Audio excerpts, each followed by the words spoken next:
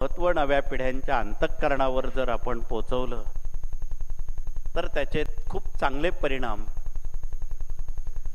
नवख्या नव्या पिढीवर विराजमान होऊ शकतात. किमान आपलं म्हणणं एवढंच आहे सर्व पालकांचं की आमची पुढील पिढी सुसंस्कारित असावी, आई वडिलांना महत्त्व देणारी असावी, थोरा मोठ्यांचा आदर करणारी असावी, स्वतःच्या पायावर उभी असणारी असावी आणि जेवढ्या वाईट गोष्टी असतील त्यापासून कायमची दूर असणारी असावी. त्यात व्यसनांचा समावेश आहे, त्यामध्ये वर्तणुकीचा समावेश आहे, त्यामध्ये कुसंगतीचा समावेश आहे.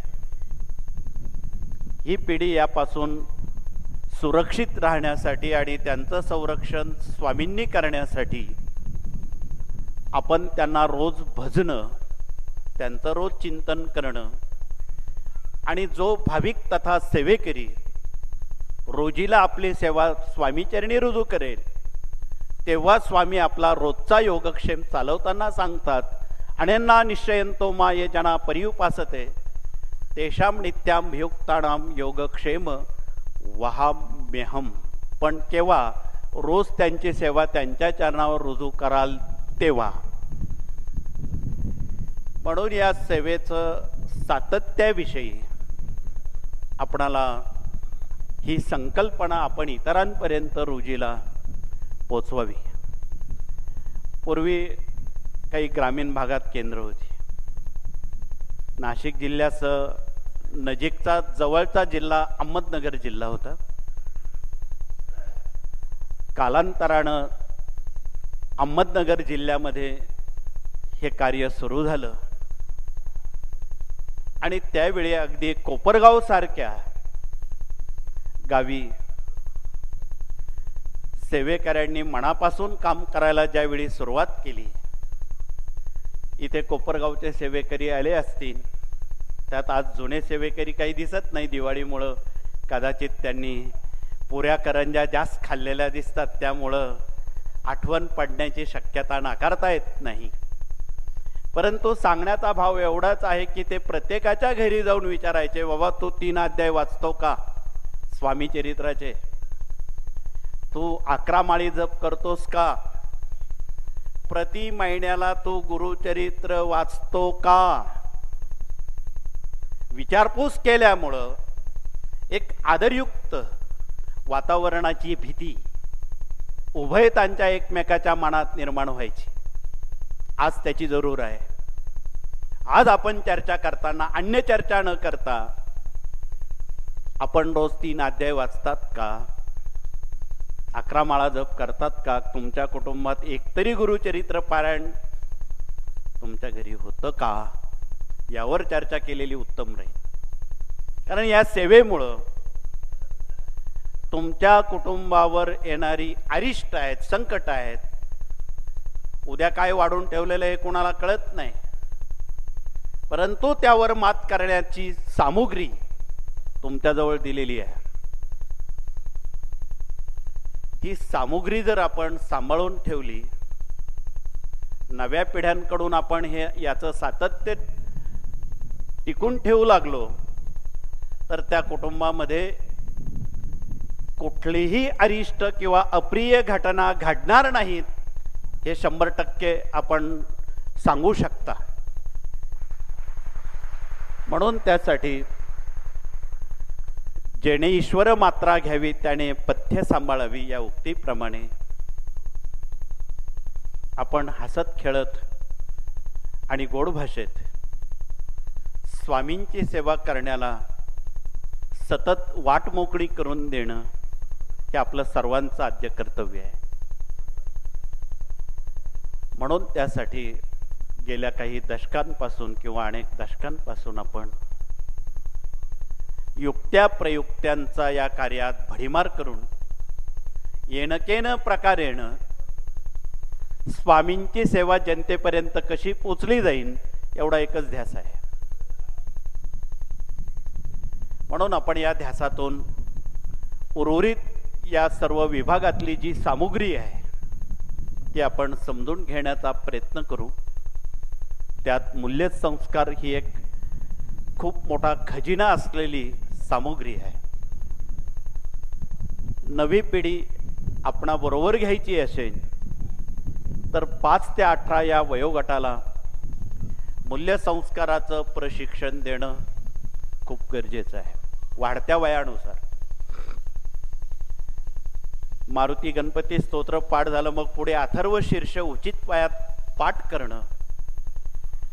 ते पाठ झाल्यानंतर गणपतीचं जे सर्वात वरिष्ठ स्तोत्र आहे ब्रह्मणस्पती सूक्त, आज भारतामध्ये आणि महाराष्ट्रामध्ये फार कमी लोकांना विदित आहे. आणि वाढत्या वयात जर आपण त्यातला उच्चतम स्तर समजावून घेतला तर बौद्धिक पातळी निश्चितपणे वाढत जाते. कदाचित त्यातून खूप चांगले शास्त्रज्ञ या देशात या नव्या पिढीत निर्माण होऊ शकतात. कुशल प्रशासन चालवण्यासाठी किंवा ज्यांना IAS IPS व्हायचं आहे त्यासाठी, तथा IT विद्यार्थी आज या ठिकाणी इंजिनियर बरेच आलेले आहेत त्यांच्यासाठी, कॉम्प्युटर क्षेत्रामध्ये गुणवत्ता मिळवण्यासाठी या सर्व कृतीचा त्यात समावेश आहे. म्हणून आपण या सर्व स्तरीय सर्व विभागांना बरोबर घेऊन आपण जनतेसमोर ज्यांना जे जे आवडेल ते देण्याचं करावं. तर प्रश्न उत्तर विभागाच्या वतीनं बोलायचं झालं, हा विभाग तेवढाच महत्त्वाचा आहे. पण बऱ्याच वेळा काही शहरी विभागामध्ये प्रश्न उत्तर करण्याचा कानाडोळा केला जातो.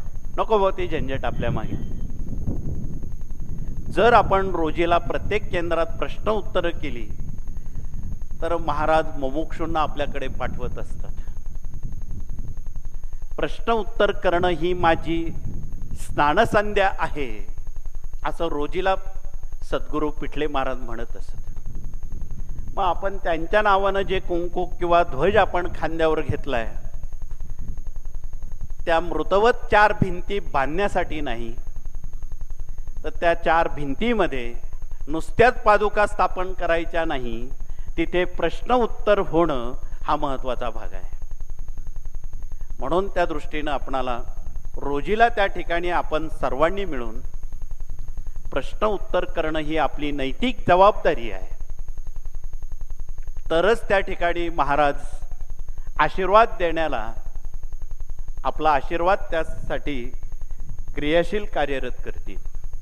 म्हणून अजूनही मुंबईसारख्या महानगरांमध्ये रोजीला प्रश्न उत्तर करण्याची नितांत जरुरी आहे.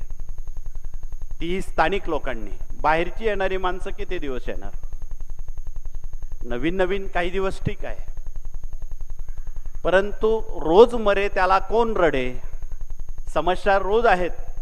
आणि इथे बसलेल्यांसह देशात 150 कोटी लोकांसमोर असा एकही व्यक्ती नाही की त्याच्या समोर समस्या नाहीत.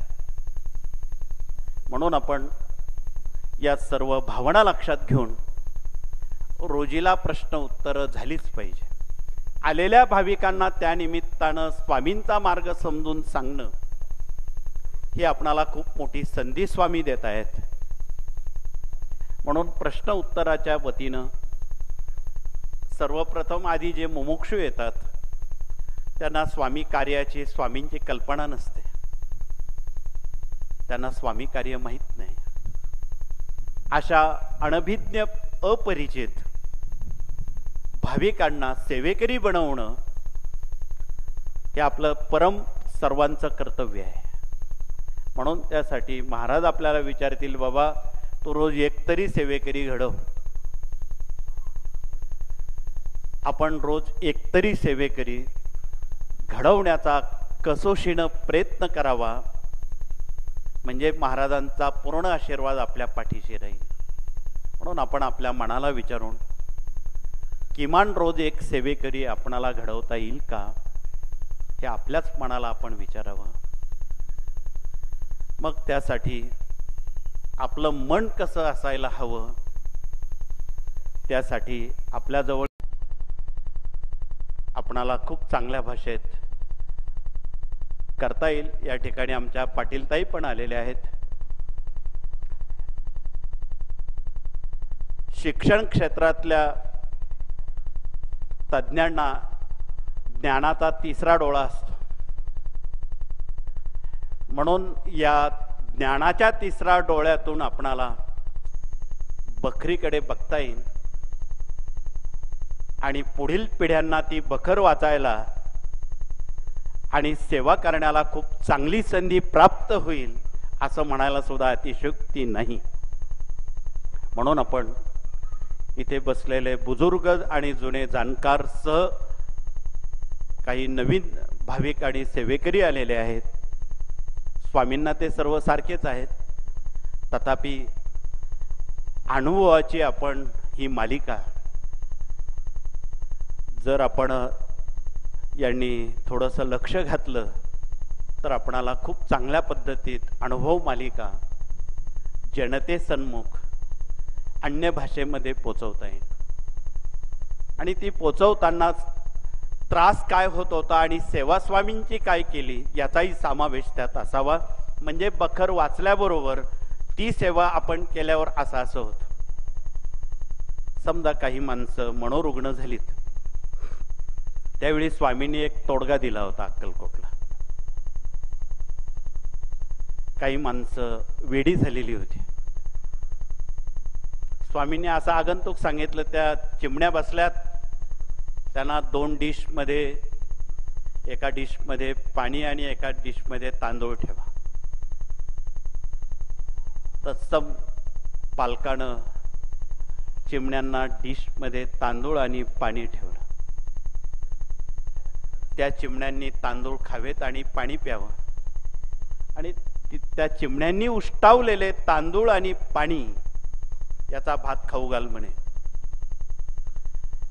क्षणात वेडी झालेली मनोरुग्ण माणसं पूर्वपदावर आली.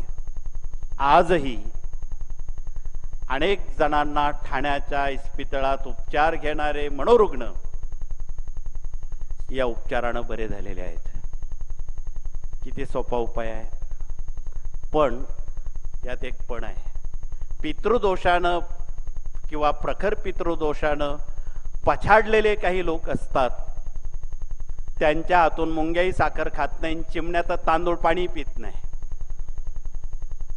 त्यांना काय आपण सांगायला जातो का खाऊ नका किंवा पाणी पिऊ नका म्हणून? परंतु आपल्यापेक्षा जादा अक्कल त्यांना आहे.